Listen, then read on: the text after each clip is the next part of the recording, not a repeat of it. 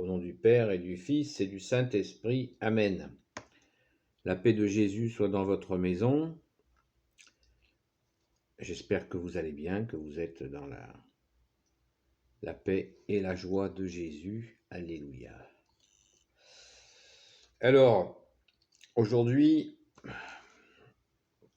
enfin, cet après-midi, j'avais envie de revenir sur la lecture de l'évangile de la messe d'aujourd'hui. Alors, je vais vous lire la parabole de notre bien-aimé Jésus.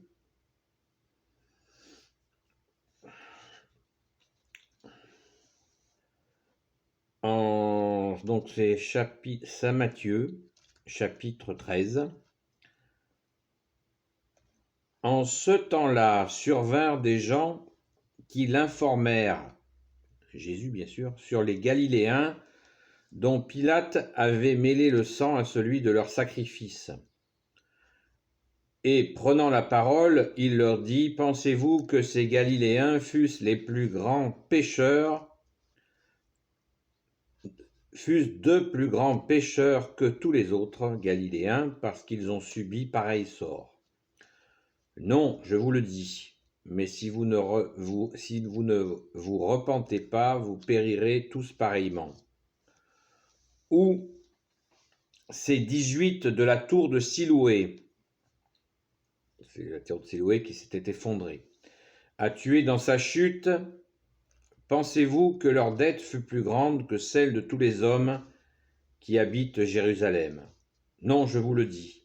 Mais si vous ne voulez pas vous repentir, vous périrez tous de même. Et il disait cette parabole. Quelqu'un avait un figuier planté dans sa vigne, et il vint y chercher du fruit, il n'en trouva pas.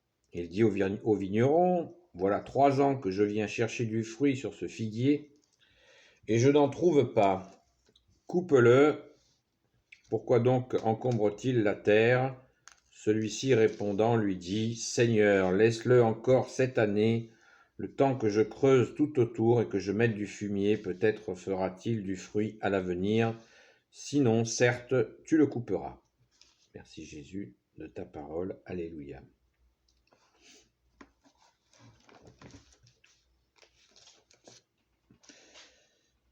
Donc, vous avez entendu cette parabole de notre bien-aimé Jésus, Saint Luc chapitre 13. Voilà. Donc, dans cette parabole,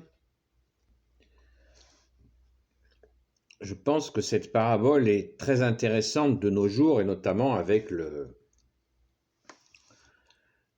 flot médiatique que certains subissent. Personnellement, je n'ai pas de télévision, donc je ne le subis pas. Alléluia. Mais quand il arrive des événements douloureux, surtout dans cette époque, parce que pour comprendre la parole de Jésus, il faut faire un effort de contextualisation. C'était donc dans une société très tournée vers la religion, et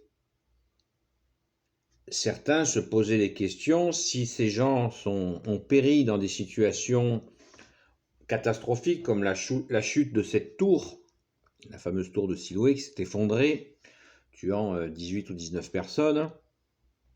Et certains, je crois que c'est dans un autre évangile de Saint Matthieu, posent carrément la question à Jésus, est-ce que c'est la faute, ont-ils péri à cause de leur faute ou à cause de la faute de leurs parents? Vous voyez, ça, pour dire que ça fumait dans les esprits, hein, pour que les gens s'interrogent là-dessus, si cette personne, il lui est arrivé ça, c'est parce que, voilà, elle a fauté. Et Jésus dit non, très clairement non. Ils ne sont pas plus coupables que d'autres. C'est très intéressant comme remarque de la part de Jésus, parce que ça nous montre notre Il démontre à travers cet exemple, et un peu plus loin, vous l'avez vu dans la parabole du figuier, il nous montre la nécessité, se convertir, qui veut dire reprendre un chemin qui est le bon chemin, et c'est Jésus le chemin, la vérité et la vie. Et deux, il nous dit, à travers la parabole du figuier, qu'il est nécessaire de porter du fruit. L'allusion est vraiment très forte. Quand il parle du figuier, ça fait 3 ans que le propriétaire du terrain vient chercher des fruits sur ce figuier, il trouve nada, rien, et il en a marre, et il veut se débarrasser de ce figuier qui ne porte pas de fruits. Et le vigneron lui propose de creuser un petit peu la terre autour de ce figuier, de lui porter un peu de fumier pour lui donner de l'engrais en espérant qu'il porte du fruit. Alors, ce jardinier, on peut tout à fait imaginer que ce jardinier, eh bien, c'est Jésus par rapport à nous, qui nous aide en améliorant notre terre,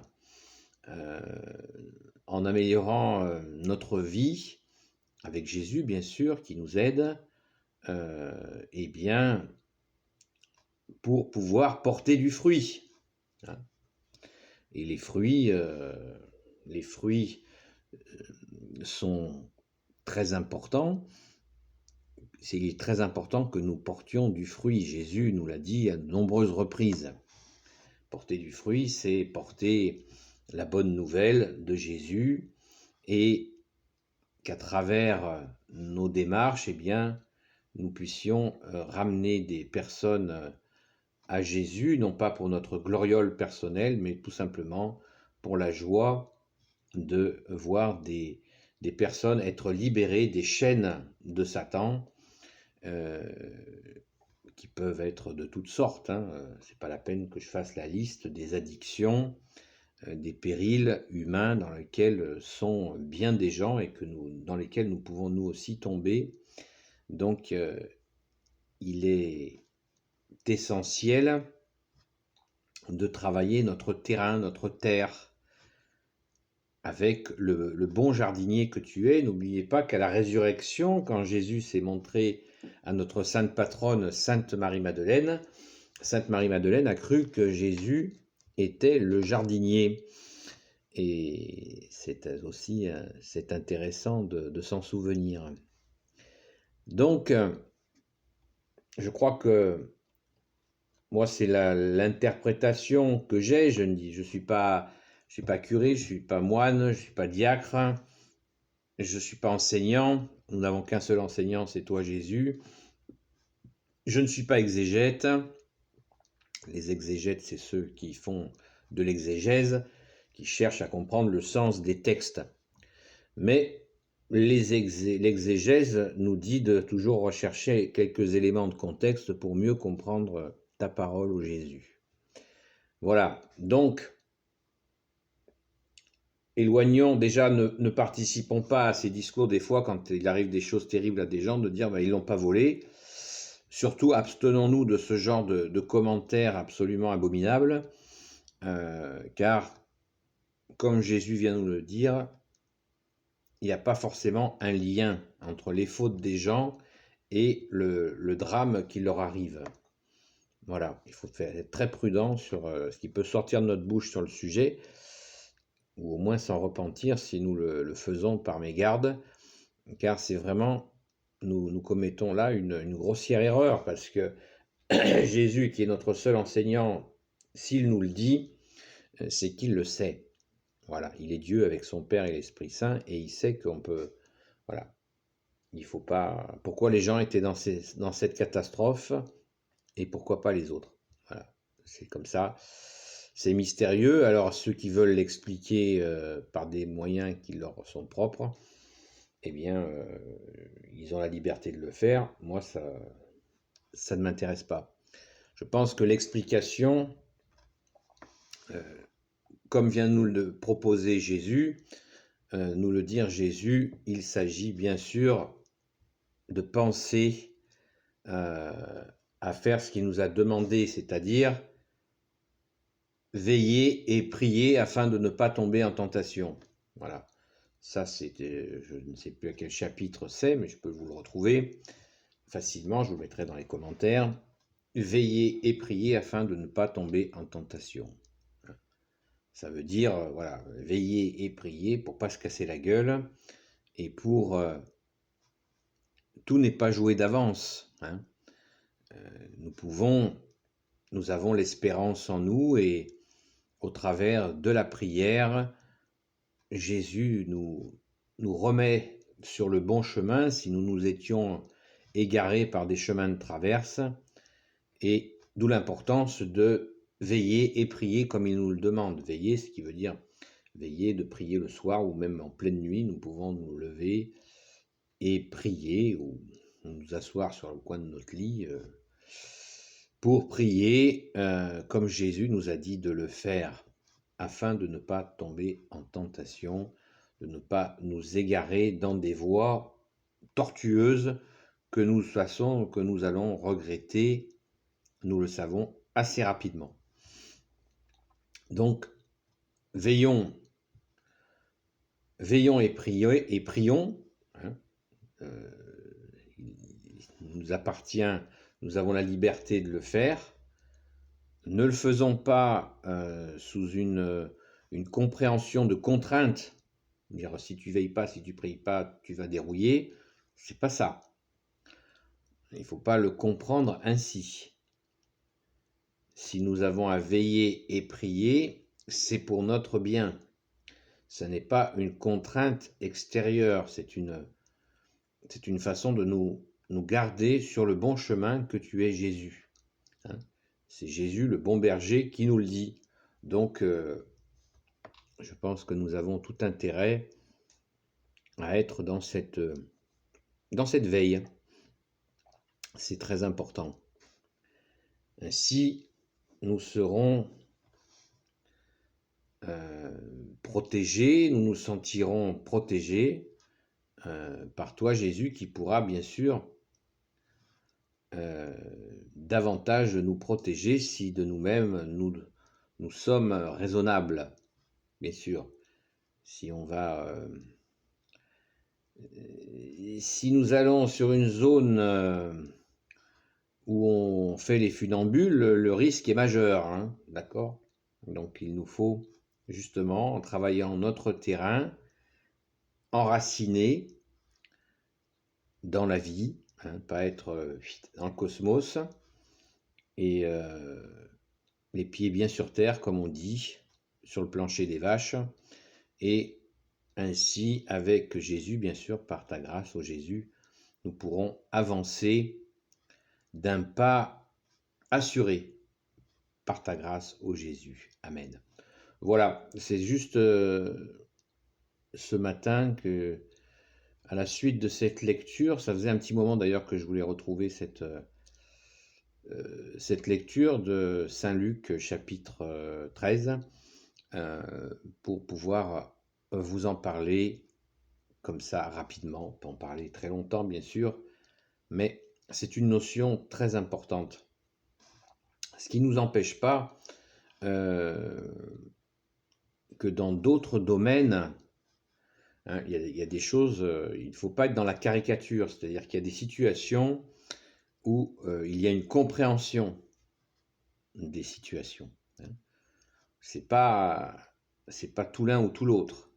Là, Jésus nous donne une formation, un enseignement sur, voilà, il est arrivé un accident, une tour s'est effondrée, c'est assez imprévisible, et là, il nous interprète ce signe en nous disant, voilà, convertissez-vous, restez sur le bon chemin, et n'oublions pas que Jésus est là, hein, et nous ne sommes pas seuls pour faire face aux situations difficiles. Merci Jésus, alléluia. Béni soit le Père, le Fils et le Saint-Esprit. Amen. Ô Jésus, toi qui peux tout et qui portes tout, toi le Sauveur, toi l'Emmanuel, je te confie toutes celles et ceux qui regarderont cette vidéo, ainsi que leurs proches, selon ta sainte volonté. Sainte Marie, Reine des cieux, toi l'Immaculée Conception, toi qui écrases le serpent, toi qui as la lune sous tes pas. Saint Joseph, toi le juste et le saint, toi le sage, toi la terreur des démons, toi le saint gardien de la Sainte Église catholique et apostolique. Sainte Marie-Madeleine, notre chère sainte patronne, et vous tous les saints et saintes amis de Jésus, Saint Michel Archange qui est comme Dieu, Saint Gabriel Archange, Saint Raphaël Archange et tes anges guérisseurs, et vous tous les anges qui servez Jésus, je vous confie toutes celles et ceux qui regarderont cette vidéo ainsi que leurs proches selon ta sainte volonté, ô Jésus, seul Sauveur, seul Rédempteur, seul Messie pour l'éternité. Amen. J'ai vu qu'il y avait quelques abonnés supplémentaires. Je voudrais vous souhaiter la bienvenue. Voilà, n'hésitez pas, vous pouvez m'envoyer un petit message à ami-marie-madeleine@gmail.com. Nous n'avons rien à vendre, nous les amis de Sainte Marie-Madeleine, rien à acheter non plus. Et nous ne sommes pas une congrégation, une association, il n'y a pas de carte d'adhésion, de machin. Simplement, si vous voulez que j'aborde un sujet qui vous tient à cœur, sans prétendre tout savoir ou répondre complètement, eh bien ça se pratique. Voilà, je l'ai fait dans plusieurs vidéos, et sachez que si ça vous questionne vous, ça peut questionner d'autres personnes, donc c'est tout à fait intéressant parce que ça crée une... voilà, ça diffuse, et votre idée peut servir à un frère ou une sœur dans la foi, ou quelqu'un qui n'est pas dans la foi, puisque tout le monde est le bienvenu. Alléluia. Merci Jésus, la paix de Jésus soit dans votre maison. À bientôt. Et n'oubliez pas les pouces en l'air, s'il vous plaît.